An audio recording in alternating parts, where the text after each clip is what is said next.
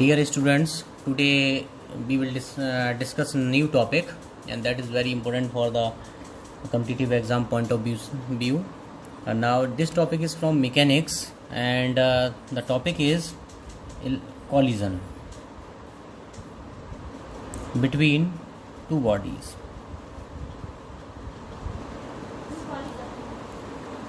So before understand the collision, first we will understand what is the impact.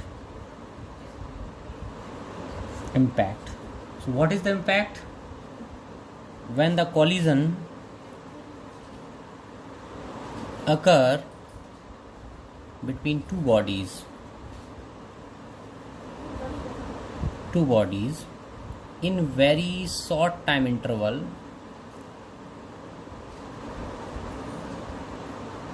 and due to that large amount of active and reactive forces are developed. Then the collision is called as impact when there is a time is very less, there is short time interval. बहुत छोटे समय के लिए अगर जो इन्हीं दो bodies के बीच में अगर कॉलिजन होता है, then it is considered as impact.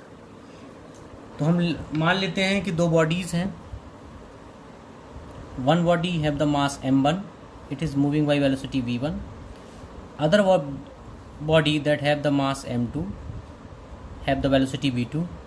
The collision will occur when v1 is greater than v2. So let after impact the velocities of the bodies are changed, and it is equal to v1 dash and v2 dash. तो मैंने ये मान लिया कि अगर दो bodies के बीच में कॉलिजन होता है और वो पहली बॉडी की वेलोसिटी v1 है और दूसरे बॉडी की वेलोसिटी v2 है. v1 v2 से ज़्यादा होगा तो कॉलिजन होगा, अदरवाइज कॉलिजन नहीं होगा. And after the collision the velocity v1 is change into v1 dash, and after the collision it is change into v2 dash. Okay, then according to conservation of momentum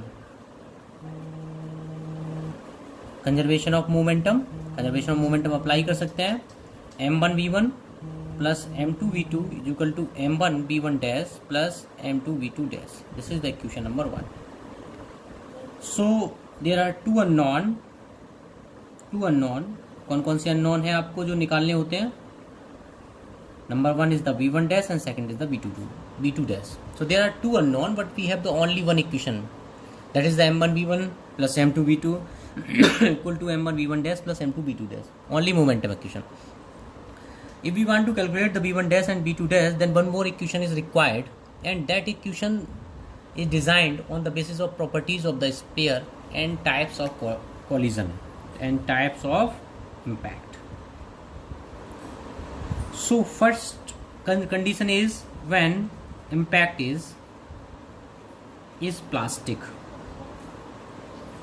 अगर impact plastic है तो situation क्या है कि कोई एक body है that have the mass m1 moving by velocity v1, other body have mass m2 and velocity v2. In the case of plastic impact the whole bodies are attached, both bodies are attached and have the mass m1 plus m2 and moving by a constant velocity. दोनों attach हो जाएंगी और एक constant velocity से move करने लगेंगी. तो अगर इसमें मोमेंटम इक्वेशन अप्लाई करोगे m1 v1 plus m2 v2 is equal to m1 plus m2 into v. तो आपका जो वेलोसिटी जो अननोन है v, that will be equal to m1 v1 plus m2 v2 divide by m1 plus m2. तो plastic impact पे जो है सबसे आसान न्यूमेरिकल बनते हैं गेट में. आपको क्या करना है, दोनों बॉडी को अटैच कर देना, ऐड कर देना आफ्टर द इम्पैक्ट. तो सिंपल सा वेलोसिटी b इक्वल टू आ जाता है m1 v1 plus m2 v2 divide by m1 plus m2. In the case of second जो केस है that is the elastic impact. Elastic impact में आपके पास again पहली equation तो है ही कंजर्वेशन ऑफ मोमेंटम वाली, m1v1 plus m2v2 is equal to m1v1 dash plus m2v2 dash. This is the equation number 1. Second equation जो आती है that is we have consider no kinetic energy is lost, so whole kinetic energy remain constant. In the case of elastic impact हम ये मान के चलते हैं कि काइनेटिक एनर्जी कंजर्व है. जब कंजर्व है तो हम लगाते हैं काइनेटिक एनर्जी कंजर्व रहेगी, तो before the impact kinetic energy half m2v2 square is equal to half m1v1 dash का whole square plus half m2v2 dash का होल स्क्वायर. तो यहाँ से हम देखें तो m1v1 का whole square minus v1 dash का whole square is equal to m2v2 dash का whole square minus v2 square.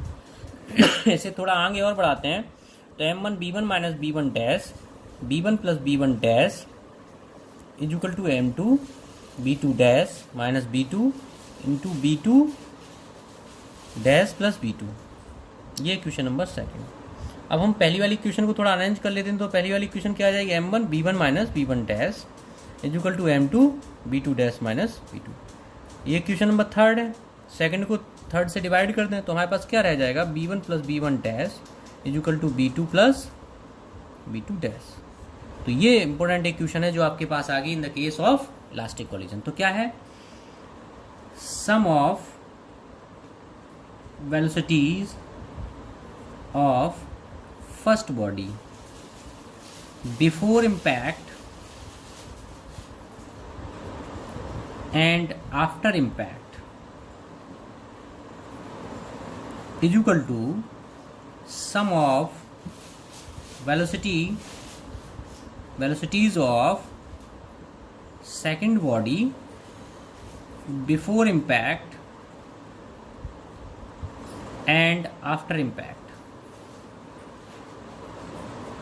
ठीक है, तो पहली बॉडी की इम्पैक्ट से पहले वेलोसिटी और इम्पैक्ट के बाद की वेलोसिटी का सम, सेकंड बॉडी की इम्पैक्ट से पहले वेलोसिटी और इम्पैक्ट के बाद की वेलोसिटी का सम इक्वल रहेगा. ये आप याद करके रख सकते हैं. तो ये सेकंड इक्वेशन आ गई. बार बार डेरिवेशन आप नहीं करोगे, एग्जाम में डायरेक्टली याद करोगे.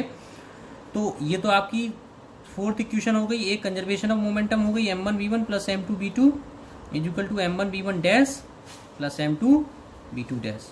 इन दो इक्वेशन से आप सॉल्व कर सकते हैं और दोनों v1 डैश और v2 डैश की वैल्यू आप निकाल लोगे. ओके, अब हम केस लेते हैं फर्स्ट. पहला केस लेते हैं.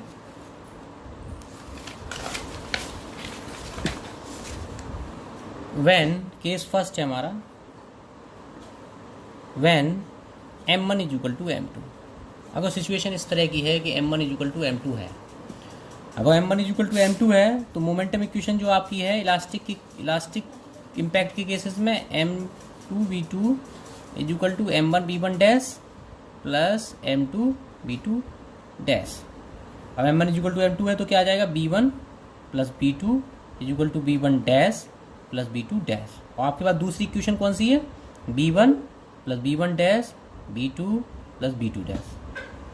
इन दोनों को आप जोड़ दो, इन दोनों को आप जोड़ दो. तो जैसे ही आप जोड़ोगे तो आपके पास क्या आएगा, 2b1 plus b2 plus b1 dash is equal to 2b2 dash plus b2 plus b1 dash. ये दोनों कैंसिल आउट. तो b1 इज इक्वल टू क्या आ गया, b2 डैश. ये आपके पास आ गया. इसका ये मतलब हुआ कि फर्स्ट बॉडी की जो वेलोसिटी होगी वो एक्वायर कर लेगी दूसरी बॉडी. फॉर एग्जाम्पल, अगर कोई एक बॉडी है जिसका मास 1 kg है और 3 मीटर पर सेकंड से मूव कर रही है, दूसरी बॉडी जिसका मास 1 kg है 2 मीटर पर सेकंड से मूव कर रही है, तो इम्पैक्ट के बाद क्या होगा, जो फर्स्ट बॉडी होगी वो दूसरी बॉडी की वेलोसिटी को एक्वायर कर लेगा. v1 डैश आपका आ जाएगा 2 मीटर पर सेकंड, और दूसरी वाली जो बॉडी है वो पहली वाली की वेलोसिटी एक्सचेंज कर लेंगे. तो ये क्या करेंगे, वेलोसिटी को इंटरचेंज कर लेंगे ये. ठीक है, अब हम केस सेकंड लेते हैं.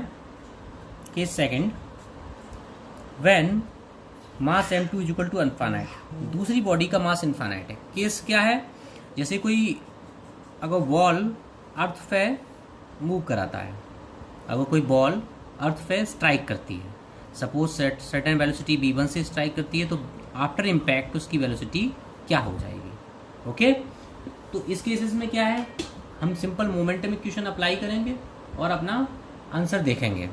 तो हमारे पास क्या इक्वेशन है, जब अर्थ यहाँ पे अर्थ है मान लिया, तो अर्थ की velocity v2 is equal to 0 है, तो आफ्टर इम्पैक्ट v2 डैश भी 0 होगा। ठीक है, हमें v1 डैश निकालना है, तो हम इक्वेशन अप्लाई करते हैं v1 plus v1 dash is equal to v2 plus v2 dash, ये दोनों 0 हो गए, तो v1 इज इक्वल टू क्या हो गया, माइनस v1 डैश।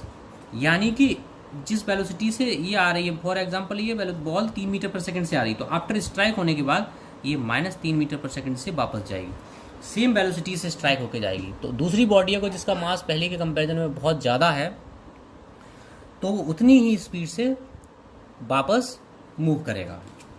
तीसरा केस आता है semi plastic impact. Third case है हमारा सेमी प्लास्टिक इम्पैक्ट,